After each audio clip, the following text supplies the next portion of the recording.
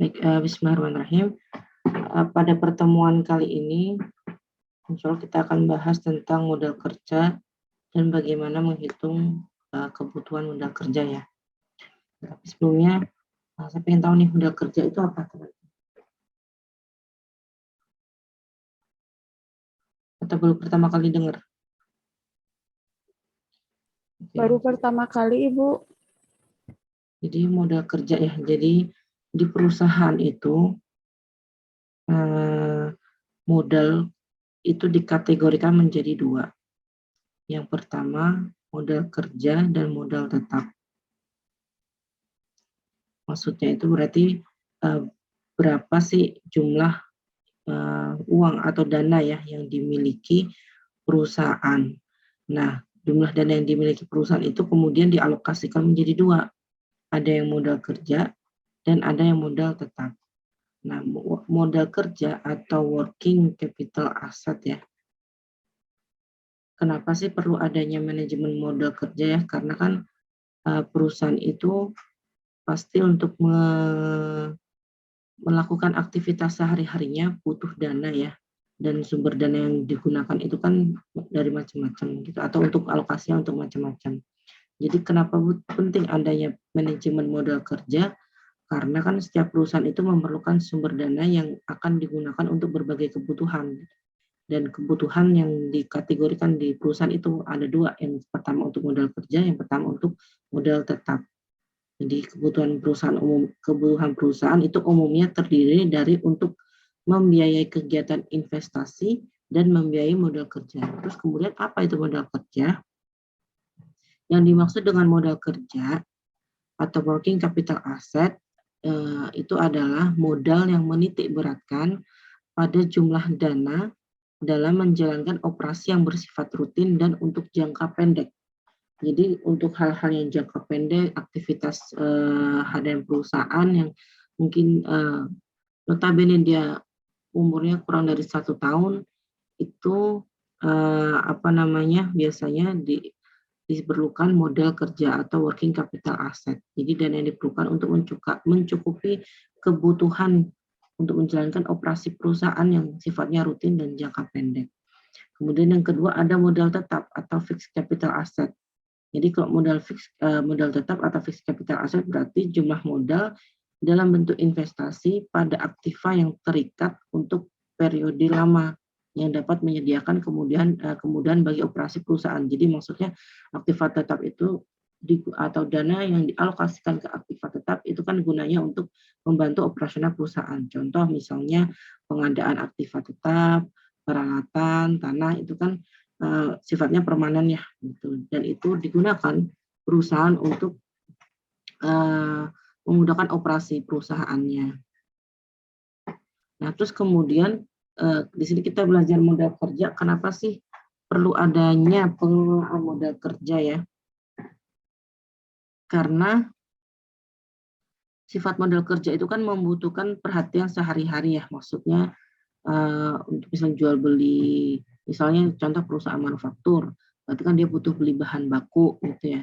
Nah, itu kan sifatnya rutin ya sehari-hari gitu. Nah, karena sifatnya sehari-hari, harian dan itu time consuming, jadi perlu nih adanya keseimbangan antara pos-pos modal kerja gitu. Jadi kenapa perlu adanya pengelolaan modal kerja. Jadi kemudian berarti definisi dari modal kerja itu merupakan dana yang dialokasikan untuk keperluan pembiayaan operasional perusahaan yang mana jangka waktu pengeluaran dana tersebut itu maksimal 1 tahun. Terus kemudian apa saja nih bentuk-bentuk modal kerja ya? Bentuk-bentuk modal kerja itu pengeluarannya seperti seperti pembiayaan pembelian bahan baku, biaya tenaga kerja, biaya operasional, biaya overhead pabrik, kalau misalnya ini manufaktur ya, yang mana dia itu kan berarti menghitung HPP-nya atau harga pokok penjualannya. Kemudian dalam bentuk modal kerja juga yang merupakan bentuk modal kerja itu juga bentuknya kas, persediaan, piutang yang mana ini sifatnya liquid atau bisa cair sewaktu-waktu ya, maksudnya kurang dari 1 tahun. Kemudian sumber dana dari modal kerja itu bisa dari utang jangka pendek atau utang-utang yang dia itunya kurang dari 1 tahun. Jadi sifatnya lebih rutin ya, maksudnya kurang dari 1 tahun atau dia biasanya digolongkan di aktiva lancar dan hutang lancar.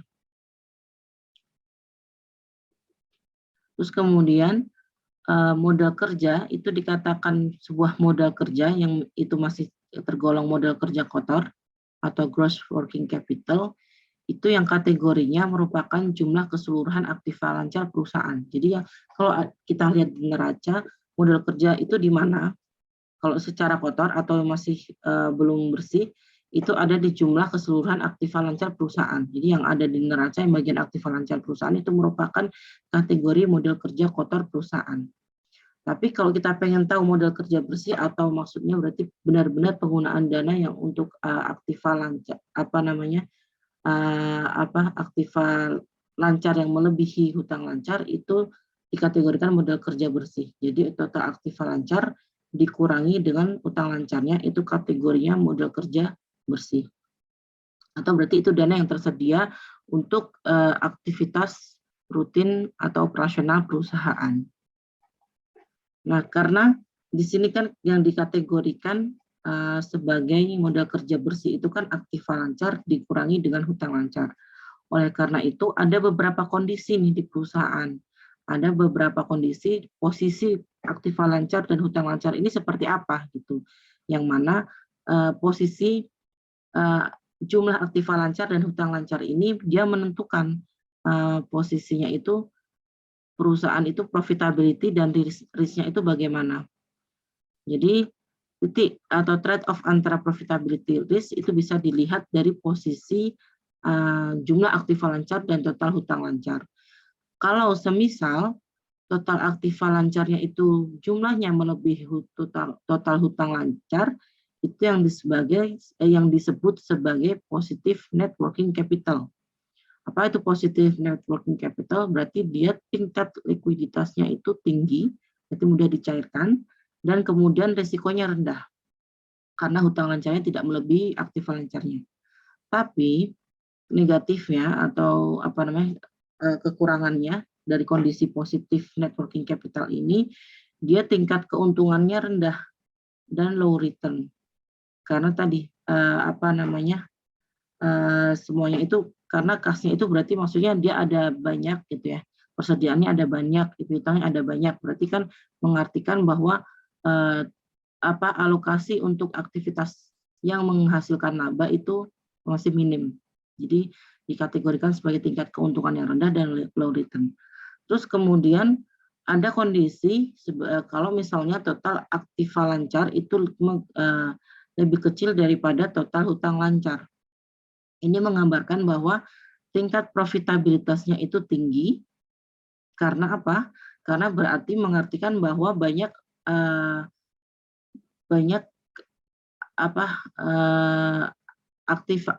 dana yang digunakan untuk operasional perusahaan dan returnnya juga tinggi. Terus kemudian negatifnya, tapi tingkat likuiditasnya rendah. Karena apa? Karena kasnya tadi sedikit gitu ya. Terus kemudian piutangnya sedikit, berarti kan persediaannya sedikit gitu. Jadi itu menggambarkan bahwa tingkat likuiditasnya rendah. Terus kemudian dia juga high risk atau risikonya tinggi karena berarti kalau misalnya aktiva lancar yang kurang dari total hutang lancar mengartikan bahwa seumpama kalau misalnya perusahaan sekali-kali butuh dana yang cepat itu tidak bisa cair secara cepat gitu karena likuiditas yang rendah. Dan ini posisinya disebut sebagai negative net working capital.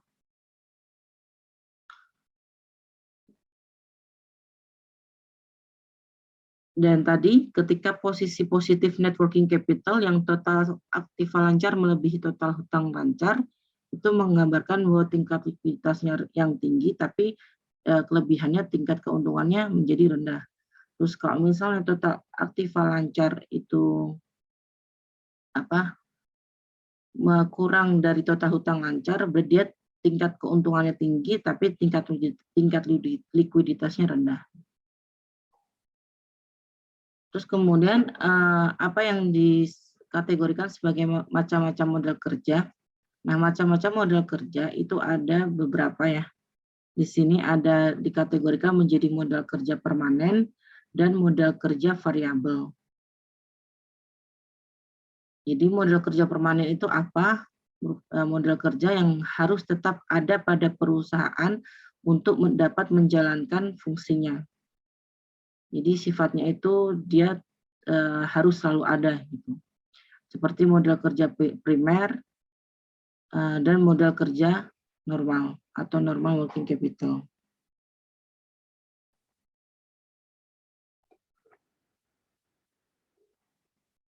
Jadi yang dimaksud dengan model kerja primer itu berarti model kerja yang dia harus ada di perusahaan. Kalau misalnya perusahaan mau operasi, berarti kayak misalnya pembelian bahan baku itu kan kalau misalnya perusahaan mau operasi berarti harus ada gitu.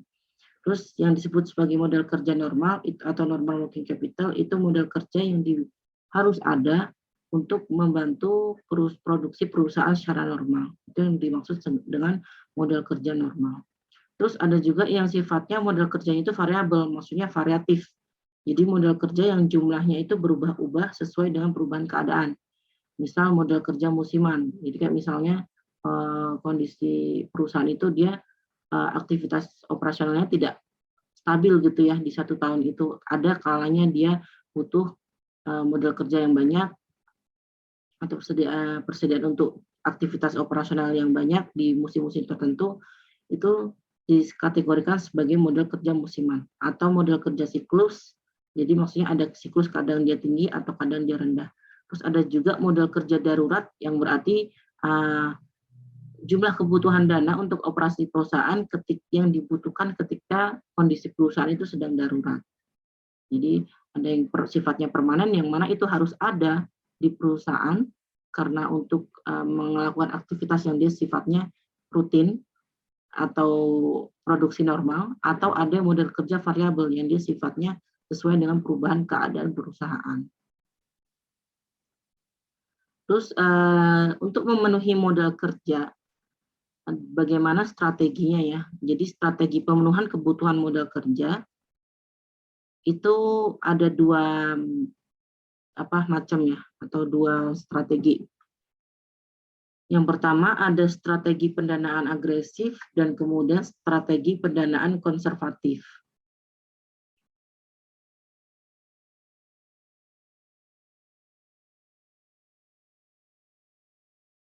Apa yang dimaksud dengan strategi pendanaan agresif?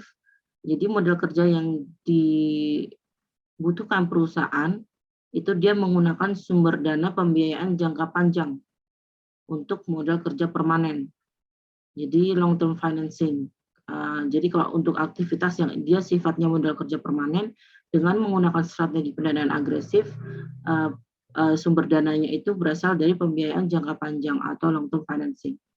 Contohnya kalau bisa diambil kayak misalnya untuk bayar gaji pegawai nih yang sifatnya dia permanen gitu ya. Itu bisa tuh kadang ada perusahaan yang dia menggunakan pembiayaan jangka panjang gitu. Jadi untuk itu yang menggunakan pembiayaan jangka panjang. Atau bisa juga didepositokan. Terus ada juga strategi pendanaan agresif itu sumber pembiayaan jangka pendek digunakan untuk memenuhi kebutuhan modal kerja musiman. Jadi dengan menggunakan strategi pendanaan agresif untuk sifat atau modal kerja yang sifatnya permanen, dia sumber pendanaannya itu dari pembiayaan jangka panjang, dan untuk yang darurat atau musiman itu sumber pembiayaannya itu lebih ke jangka pendek atau berarti yang sifatnya kurang dari 1 tahun. Itu ketika menggunakan strategi pendanaan agresif. Terus ada juga strategi pendanaan konservatif. Jadi dengan menggunakan strategi pendanaan konservatif itu pemenuhan kebutuhan modal kerjanya itu dengan menggunakan sumber dana pembiayaan jangka panjang dalam memenuhi seluruh kebutuhan modal kerja perusahaan. Jadi semua sumber modal kerja perusahaannya itu digunakan dari pembiayaan jangka panjang. Itu kalau menggunakan strategi pendanaan konservatif. Terus strategi juga atau strategi pengelolaan modal kerja yang selanjutnya ada beberapa hal juga. Yang pertama, bisa dengan mengusahakan tingkat perputaran persediaan itu diupayakan secepat mungkin, sehingga biaya pengelolaan persediaan menjadi kecil. Iya kan, karena kalau persediaan lama disimpan di gudang, itu kan berarti biaya untuk menyimpan persediaan itu kan menjadi besar gitu ya. Jadi agar modal kerjanya tidak terlalu banyak yang dialokasikan ke persediaan, jadi tingkat perputarannya harusnya diupayakan secepat mungkin. Terus juga bisa melakukan penagihan piutang secara intensif ya. Kalau misalnya perusahaan ada beberapa piutang, ya ditagih secara intensif itu agar cepat berubah menjadi kas gitu kan ya. Terus misalnya yang ketiga, apabila menerima pembayaran cek dari penagihan piutang, harus segera diurus juga clearing pencairan dananya agar berubah menjadi kas gitu ya. Yang mana kalau misalnya menjadi kas kan berarti bisa membantu operasional perusahaan yang sifatnya secara rutin. Terus juga ini juga strategi pengelolaan modal kerja yang selanjutnya, memperlambat pembayaran utang dengan batas wajar. Maksudnya bukan memperlambat yang tidak keluar dari jatuh tempo ya, tapi dengan batas wajar yang mana tidak mempengaruhi kredit rating perusahaan ketika perusahaannya itu sifatnya punya hutang ya, kayak gitu. Kemudian ruang lingkup modal kerja, di sini ada perencanaan besarnya kebutuhan modal kerja. Menurut Rianto di tahun 95, besar kecilnya kebutuhan modal kerja itu dia tergantung pada dua faktor, yaitu pertama periode perputaran atau terkaitnya modal kerja dan juga pengeluaran kas rata-rata setiap harinya. Misalnya apabila jumlah pengeluaran setiap harinya tetap, tetapi periode perputaran yang makin lama, jadi pengeluarannya itu tetap ya tiap hari perusahaan. Tapi dia perputarannya lama, jadi kayak misalnya penjualan jadi kas itu lama. Berarti kan jumlah modal kerja yang dibutuhkan itu semakin besar. Gitu. Atau modal kerja yang dibutuhkan untuk membiayai aktivitas hari-hariannya. Gitu. Demikian kalau misalnya periode perputarannya itu tetap gitu ya, perputarannya tetap, makin besar juga jumlah pengeluaran kas setiap harinya, maka kebutuhan modal kerjanya itu juga semakin besar. Terus kalau dari sumber-sumber modal kerja, ditinjau dari asalnya, sumber modal kerja itu ada internal dan eksternal. Internal berarti dari internal perusahaan, eksternal bisa dari dana yang bersumber dari para kreditor dan pemilik modal asing, atau peserta atau pengambil bagian di dalam perusahaan, atau modal sendiri, tapi dia sifatnya ada di perusahaan ini. Terus kemudian sumber kerja pada umumnya, kalau secara umum, sumber modal kerja itu pada umumnya sumbernya dari yang pertama ada hasil operasi perusahaan. Jadi dia dari jumlah net income dari laporan laba rugi perusahaan. Jadi laba perusahaan berapa itu berarti merupakan sumber modal kerja. Atau bisa juga sumber modal kerja itu dari keuntungan dari penjualan surat-surat berharga. Kalau misalnya perusahaan nanam di investasi pasar modal, saham, reksadana dan sebagainya, itu keuntungannya itu bisa menjadi sumber modal kerja. Atau keuntungan dari investasi jangka panjang. Nah, itu juga merupakan sumber modal kerja. Atau ada simpanan wajib, pokok maupun berjangka atau deposito. Terus kalau sumber-sumber modal kerja menurut Rianto, itu berarti dia berkurangnya aktiva tetap dan bertambahnya utang jangka panjang dan bertambahnya modal atau adanya keuntungan dari operasi perusahaan. Itu merupakan sumber-sumber modal kerja. Kemudian ketika tadi sumber modal kerja dari mana, kemudian penggunaan dana modal kerja. Jadi penggunaan modal kerja itu akan menyebabkan perubahan bentuk maupun penurunan jumlah aktiva lancar yang dimiliki perusahaan. Namun di sini juga perlu di-note, penggunaan aktiva lancar itu tidak selalu diikuti dengan berubahnya atau turunnya modal kerja ya. Jadi tidak mesti juga. Nah, kalau menurut Rianto, modal kerja itu digunakan untuk apa? Atau penggunaan modal kerja menurut Rianto itu seperti apa? Itu ketika ada bertambahnya aktiva tetap, berarti maksudnya perusahaan beli aktiva tetap atau berarti dia beli mesin dan sebagainya, itu kan berarti termasuk penggunaan modal kerja.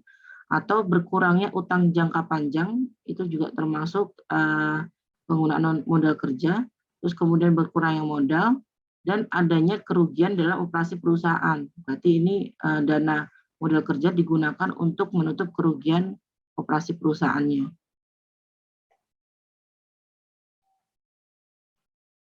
Kemudian modal kerja ini juga bisa turun akibat adanya penggunaan aktiva lancar. Jadi apa saja sih yang menyebabkan modal kerja itu turun dari aktiva lancar? Itu misalnya adanya pembayaran biaya-biaya operasi perusahaan, itu berarti menyebabkan turunnya modal kerja. Terus adanya kerugian-kerugian dari penggunaan modal kerja karena kerugian di luar usaha, yang mana itu harus dilaporkan tersendiri di laporan perubahan modal kerja. Itu juga termasuk bisa menurunkan modal kerja.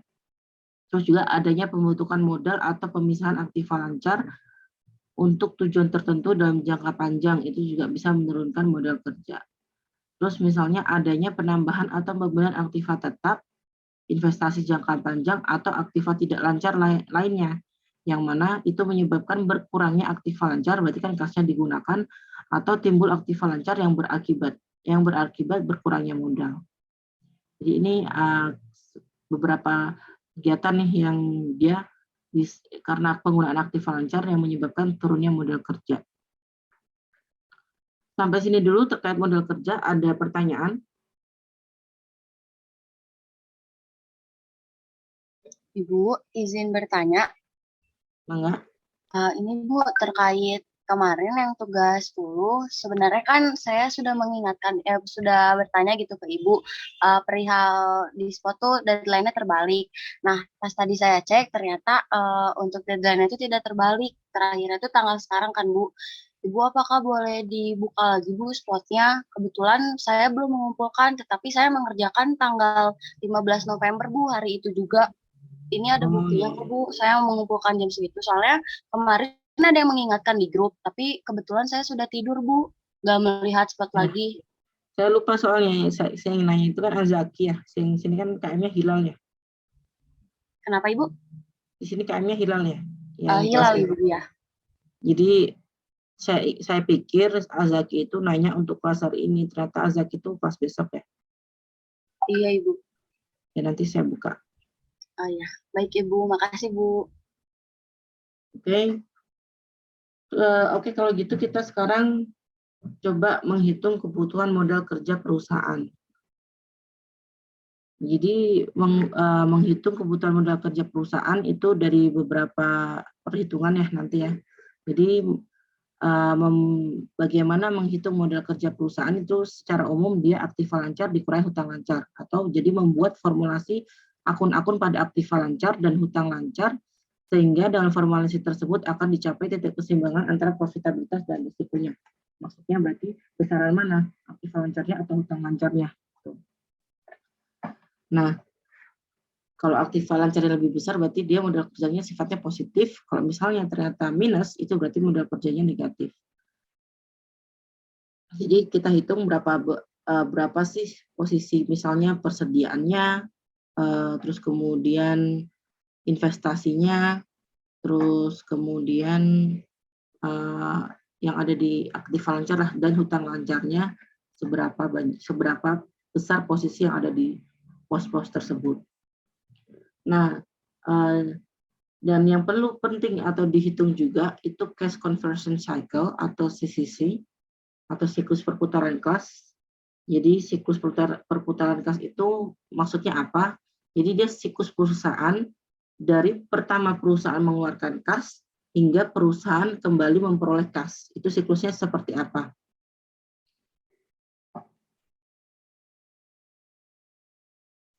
Dan di sini di perusahaan dagang ya, kalau di perusahaan dagang itu siklus kasnya kan berarti kan dia kas menjadi barang dagang atau beli barang dagang kemudian menjadi kas lagi, maksudnya berarti penjualan tunai. Kalau misalnya penjualannya secara tidak tunai, berarti kan kas menjadi barang dagang, terus kemudian jual menjadi piutang karena kredit dari klien, kemudian baru menjadi kas. Terus kalau di perusahaan manufaktur, di sini kas itu dia beli dulu bahan baku, kemudian dari bahan baku dia menjadi barang setengah jadi barang setengah jadi barang jadi, kemudian menjadi piutang. Kalau misalnya kredit baru kas. Jadi perusahaan manufaktur dia lebih panjang ya cash conversion cycle-nya dibandingkan perusahaan dagang. Terus bagaimana menghitung cash conversion cycle dan operating cycle atau siklus operasi perusahaan? Ini perlu dihitung karena kan model kerja itu sangat berkaitan dengan siklus perputaran kas dan siklus perputaran operasi perusahaan. Di sini operating cycle itu apa? Jadi waktu dari mulai perusahaan memesan bahan baku untuk diproses sampai perusahaan memperoleh uang tunai dari hasil penjualan produk jadi. Nah, operating cycle ini didapatkan dari AAI plus ACPA, itu average age of inventory atau umur persediaan. Jadi umur persediaan itu dia di gudang itu berapa lama. Terus kemudian ditambah average collection period atau rata-rata pengumpulan piutangnya. Jadi itu rumusnya OC sama dengan AAI plus ACP. Terus untuk menghitung cash conversion cycle itu didapatkan dari operating cycle dikurangi APP atau average payment period. Jadi rata-rata pembayaran periode pembayarannya itu seberapa lama. Jadi di sini untuk menghitung CCC atau cash conversion cycle atau siklus perputaran kas itu didapatkan dari average age of inventory atau AAI ditambah ACP dikurangi APP atau average collection period dikurangi average payment period. Yang mana di AAI ini atau average age of inventory dia didapatkan dari per hari jumlah hari dari setahun dibagi inventory turnover atau rata-rata perputaran persediaan. Dan inventory turnover ini dia didapatkan dari cost of goods sold atau HPP dibagi inventory. Jadi kalau mau menghitung AAI, dia hitungnya berarti inventory dibagi COGS atau HPP dikali 365. Terus kemudian untuk menghitung ACP atau average collection period, itu berarti jumlah piutangnya berapa dibagi penjualan bersihnya berapa dikali 365. Itu akan ketahuan berapa rata-rata pengumpulan piutangnya. Terus kemudian untuk menghitung average payment period itu didapatkan dari jumlah hutangnya berapa atau accounts payable dibagi annual net purchase atau rata-rata pembelian tahunannya dikali 365. Kita coba ya, contoh misalnya di sini ada data ini, PT Maju Terus memiliki data sebagai berikut. Tingkat perputaran persediaan terjadi sebanyak 8 kali dalam setahun. Rata-rata pembayaran utang itu selama 35 hari. Masa pengumpulan piutang selama 60 hari. Tingkat penjualan per tahun diproyeksikan sebesar 3.500 miliar. Jika diasumsikan harga pokok produk terjual atau cost of goods sold itu sebesar 80% dari penjualan, dan pembelian sebesar 70% dari harga pokok produk terjual tersebut, 1 tahun dihitung 365 hari, maka berapa operating cycle atau siklus operasi perusahaan dan cash conversion cycle perusahaan tersebut. Terus kemudian berapa kebutuhan modal kerja perusahaan. Kita coba ya, itu di Excel dulu. Ini kelihatannya masih apa? Share screen ya? Sudah di Excel, Bu. Sudah di Excel. Ini saya pindahkan ke Excel, ini sudah saya pindahkan ke Excel. Berarti di sini diketahui AAI-nya itu, harus saya hapus dulu aja biar ketahuan caranya. Jadi untuk menghitung operating cycle dan cash conversion cycle, kan harus tahu berapa jumlah AAI atau average age of inventory, dan ACP, average collection period, dan average payment period. Yang mana berarti AAI tadi didapatkan dari rumusnya itu 365 atau jumlah hari dalam setahun dibagi inventory turnover. Di sini berarti AAI-nya itu kan yang kita butuhkan inventory turnover kan. Di sini tingkat perputaran persediaannya ada berapa kali? 8, Bu. 8 8 kali. kali. Nanti kita bagi 365 karena anggapan tahunnya itu 365, berarti dibagi inventory turnover yang mana itu 8 kali. Berarti di sini 45 atau 46 hari. Terus kemudian untuk menghitung ACP, jadi ketahuan ya, average age of inventory, saya tuliskan ini. Average age of inventory. Terus kemudian ACP,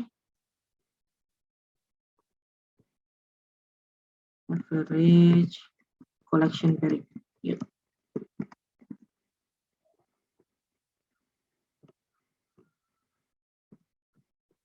ACP average payment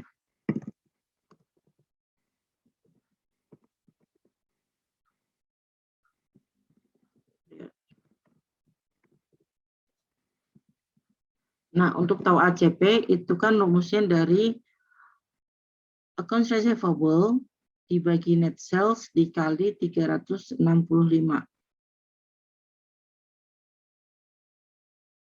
Yang mana di sini tingkat piutangnya ini kan berarti tingkat penjualan ya. Tingkat penjualan dibagi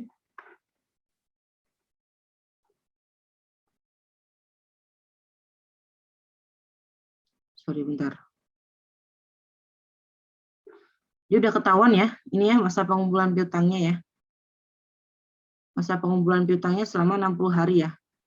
Karena di sini kan tidak ada info berapa piutangnya ya.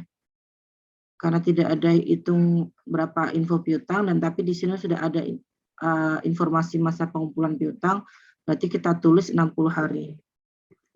Kalau misalnya tidak ada info masa pengumpulan piutang, itu didapatkan dari rumus berapa jumlah piutangnya dibagi net sales atau penjualan bersih dikali 365, itu cara menghitungnya.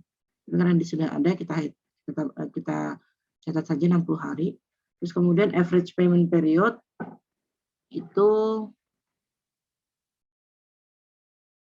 di sini rata-rata pembayaran utang dagang selama 35 hari, sudah ada juga ya. Ini berarti 35 hari.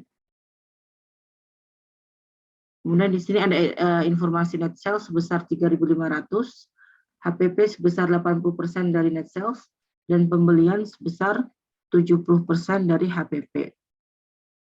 Pertama kita hitung berapa operating cycle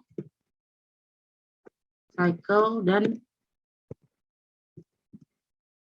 cash conversion cycle-nya. Jadi kita hitung dulu operating cycle. OC kan didapatkan dari OC sama dengan AAI plus ACP. Oleh karena itu OC-nya sama dengan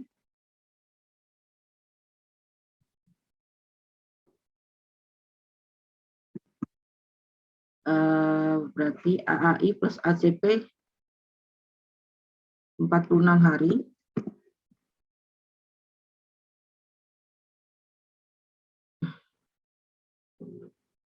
langsung aja kali ya. Jadi kan OC-nya berarti 46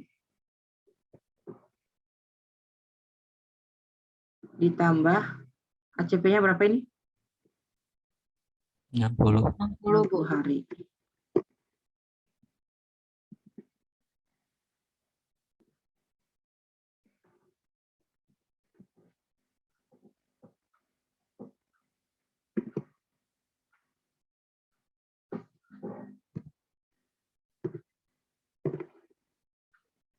Jadi ketemu operating cycle-nya berapa? 106 hari ya. Terus kemudian setelah kita hitung operating cycle-nya, berarti kita hitung berapa cash conversion cycle-nya.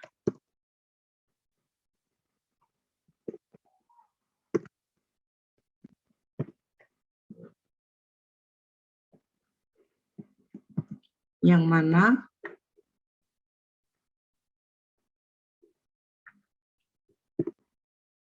cash conversion cycle itu didapatkan dari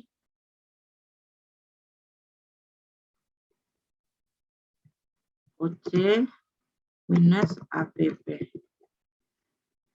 Berarti di sini OC-nya berapa tadi? 106. 106, Bu. 106 hari dikurangi APP-nya berapa? 35, Bu. 20, 35, Bu. 35. 35 ya. Jadi di sini berarti mengartikan cash conversion cycle-nya besar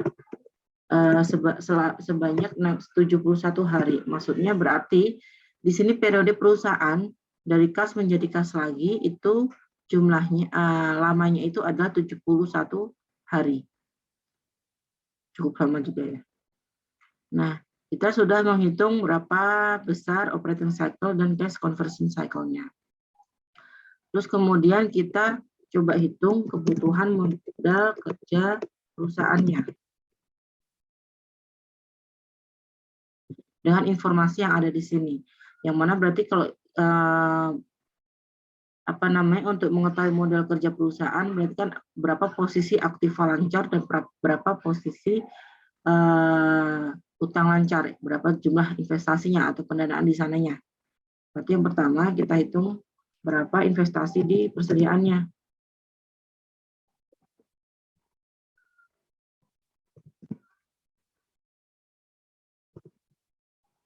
Bentar, saya izin bentar ya. Bentar saya lanjutkan ya. Jadi untuk menghitung kebutuhan modal kerja perusahaan itu berarti kita tahu posisi aktiva lancarnya dengan hutang lancarnya.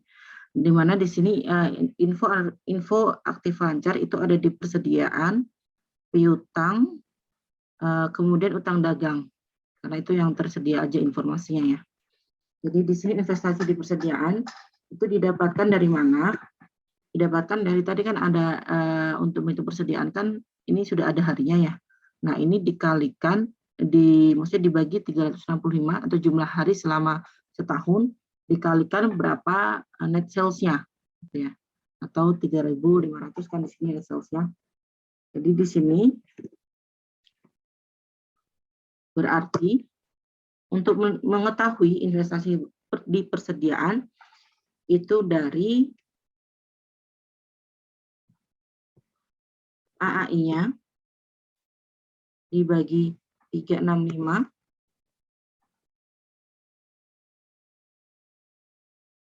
kemudian untuk mengetahui porsi persediaan berarti itu dari mana? HPP, Bu. Dari HPP ya, yang mana itu 80% dari penjualan. Berarti dikalikan, ini saya tulis dulu aja ya, berarti dikalikan HPP ya, yang mana HPP itu adalah 0,8 dikali penjualannya berapa? 3.500 miliar. Atau 3,5 miliar, sorry.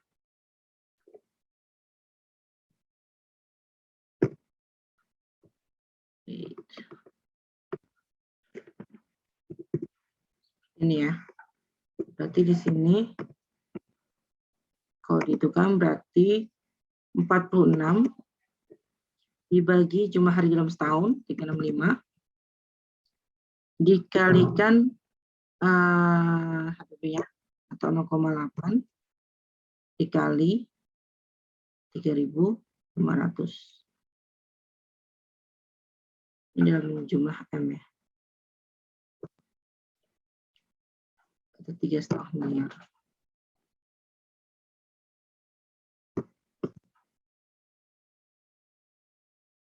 Berarti Langsung kita hitung ya. Berarti di sini 46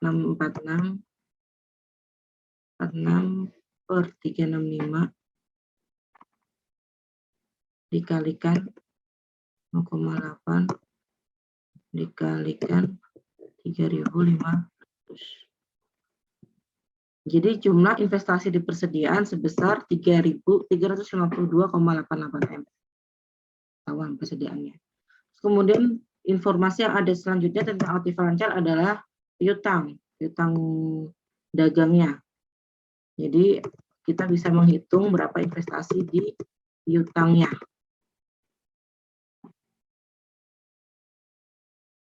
Berarti di sini untuk mengetahui investasi di piutang itu sama berapa jumlah periode pengumpulan piutang yang mana di sini 60 hari, terus kemudian dibagi jumlah hari dalam setahun, kemudian dikalikan net sales-nya berapa.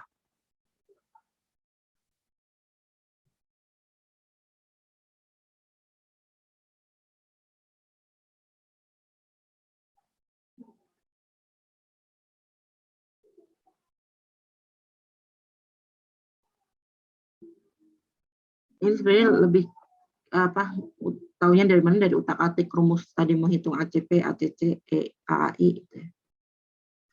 Jadi di sini investasi piutang berarti ACP-nya berapa?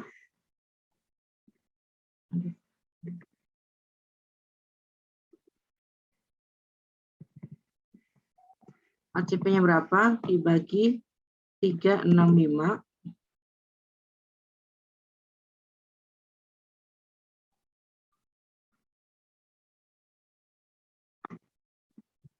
dikali berapa penjualannya? 3.500. Berarti di sini langsung kita rumuskan aja. Berarti jumlahnya itu adalah 60 dibagi 365 dikali 3.500.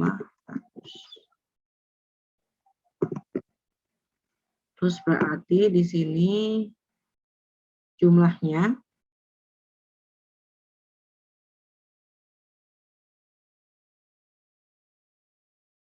kita rumuskan 60 dibagi 365 dikali 3.500.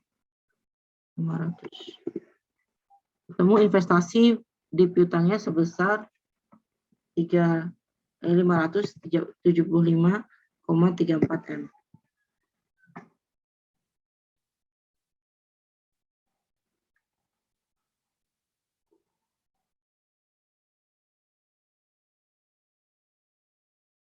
Kemudian aktiva lancar yang selanjutnya, bukan aktiva lancar kan sudah tidak ada ya, karena informasinya di sini adanya persediaan sama piutang aja.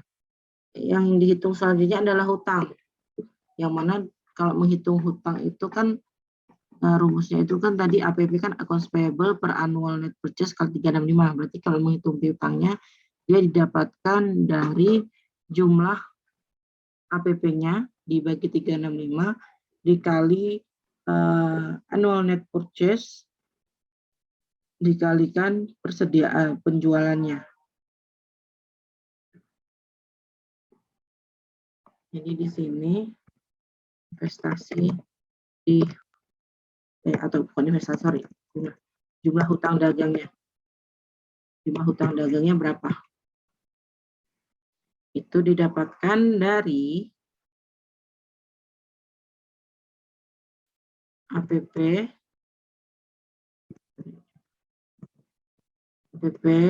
dibagi 365 dikalikan jumlah pembeliannya, yang mana kan jumlah pembeliannya itu informasi jumlah pembelian itu kan 70% dari HPP. yang mana HPP itu sebesar dari 80% dari net sales, ya kan? Kalau menghitung APP kan accounts payable per annual net purchase kali 365. Berarti kalau ingin tahu berapa hutang dagangnya, itu berarti APP per 365 dikali pembeliannya. Yang mana pembeliannya itu berarti dia dikalikan 0,7 dikalikan 0,8, karena kan untuk tahu jumlah pembeliannya itu dia jumlahnya 0,7 dikali HPP. HPP kan 0,8 dari net sales, berarti 0,8 dikali 3.500. Jadi HPP-nya itu 35 per 365 dikalikan 0,7 dikalikan 0,8 dikalikan 3.500.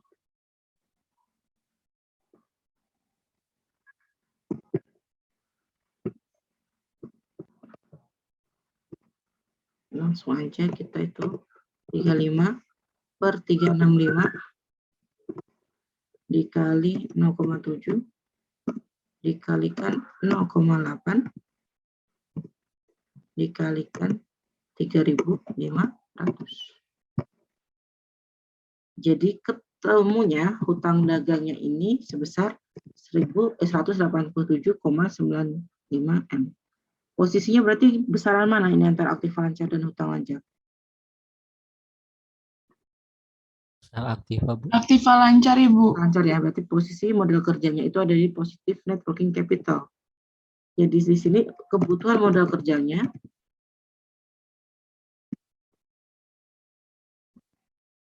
itu didapatkan dari selisih antara aktiva lancar dan hutang lancar. Berarti 352,88 ditambah 575,34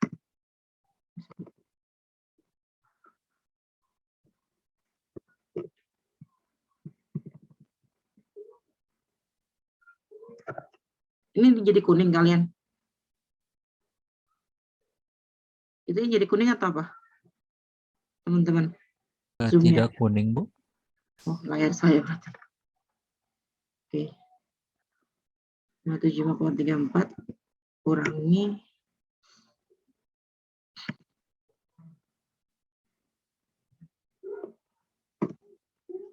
87,95.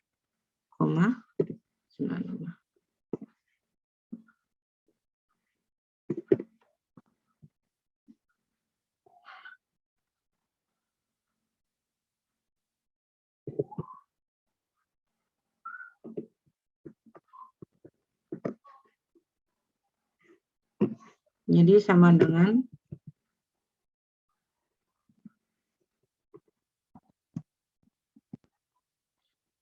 kebutuhan modal kerjanya kan aktif lancar dikurangi hutang lancar.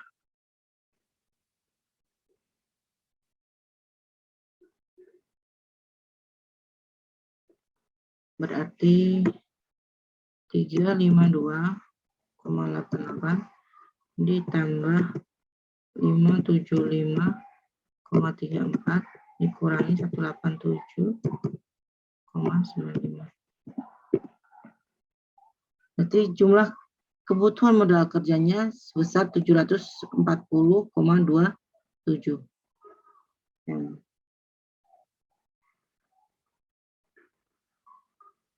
Nah, di sini ada pertanyaan teman-teman sampai sini?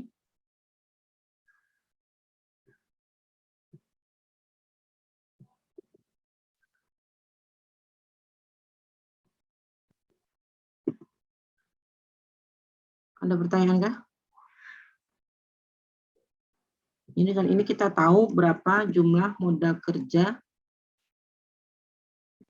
yang dibutuhkan perusahaan atau kebutuhan modal kerjanya. Ada pertanyaan dulu teman-teman?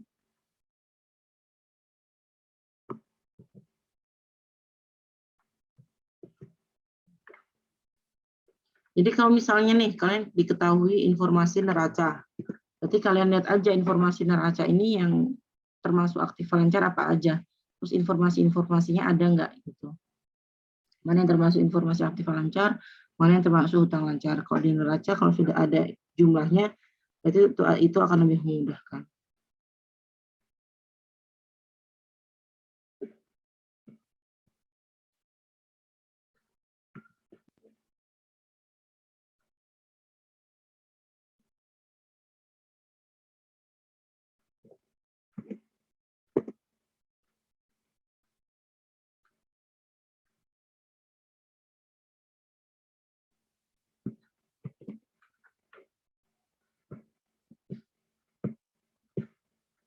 Ada pertanyaan?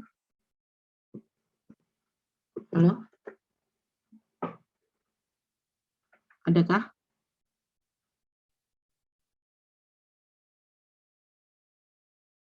Ada teman-teman? Sepertinya belum ada, Bu. Kalau tidak ada, ya seperti biasa, setelah ini coba kerjakan latihannya dulu. Nanti kita bahas pekan depan kalau misalnya butuh tahu ini gimana cara menghitungnya dan sebagainya. Sudah saya share belum ya di spot? Coba nanti saya share. Tapi sebentar coba saya share soal latihannya.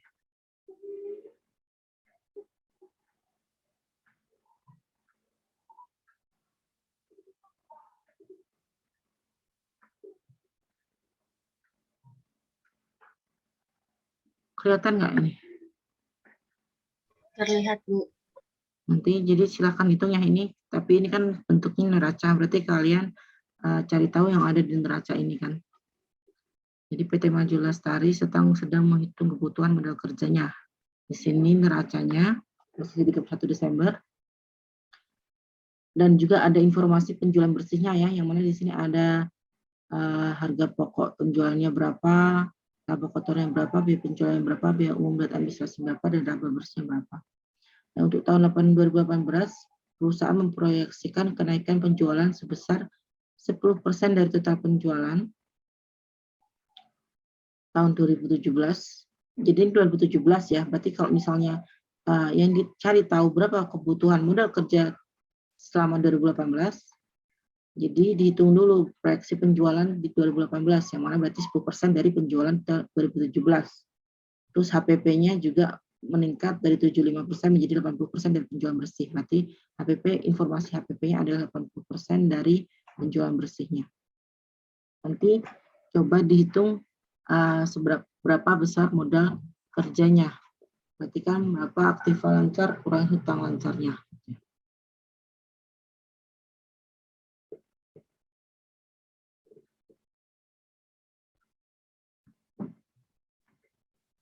Nanti saya upload di spot ya. Itu dulu, ada pertanyaan?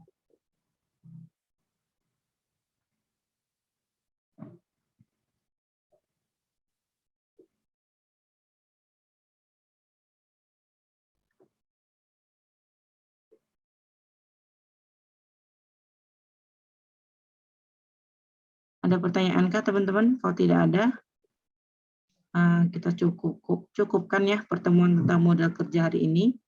Silakan coba dikerjakan dulu latihannya. Nanti kalau misalnya butuh dijelaskan, belum dibahas, nanti kita bahas di pekan depan. Itu ya, baik, terima kasih teman-teman atas atensinya.